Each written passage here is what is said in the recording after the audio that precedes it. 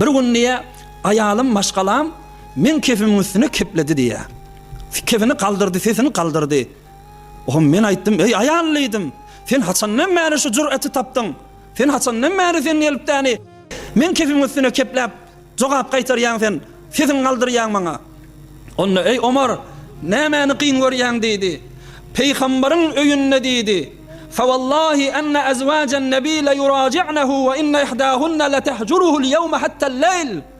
Peygamberin öýünnäki maşgalalar hem dedi. Peygamberin zinanalarda käde dedi. Peygambere gaharlanýarlar. Peygambere däni bir geceläp günnüzi ta akşam bolýansa peygamber bilen kepleşmän, öködip, şeýdip gören wagtlary bolýar peygamberin zinanalar dedi. Senin menden görjek bolýanmy bir gede sesim galdyramda dedi. Şunu düşündirjek bolýan ey zamaat. Bele peygamberi ki rahmeten lil alemin tetimmeyi doğru zaman yeri göğün şoň üçin yaradylan insan amma öýünne şuzura qyýqçyklar bolarmyş, şuzura narahatiyler bolarmyş, şuzura qalmagallar bolarmyş ki bir tofar adamlar däni hiç saçanny öýün üçin näki qalmagallary götürüp bilen okla. Ey way näme dip men ýaşaýşymda şöyle bolmaly.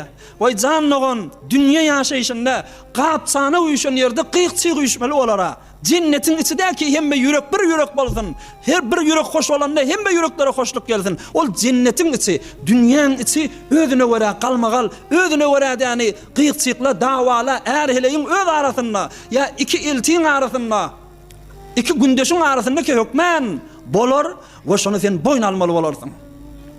Yani gurrun kayallı ya birayallı değil. Hemmemizin gurrunumuz. Şunu düşünöýli ki Peygamber zanyň öýünde şu bir qalmagalla qyýqçykla bolardy. Hop men öýümde, sen öýüňde her bir musulmanyň öýünde bolmagy geň değil, aýyp değil. Hasam şunu düşündirjek bolýan, ol bir adamlar iki maşgalasy var. Ya ikiden kän maşgalasy var.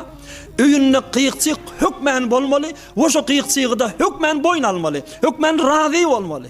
Eger asaby yani cevap vermejek bolsa, eger ýüregi yani darqyp, ýüregi giň adam bolmasa, öýünden bilsin. İki ayal alıp da men hoş ýaşarmyka diýmesin. Hoşluk öz ýerinde, amma nahoşluk hem öz ýerinde bolar.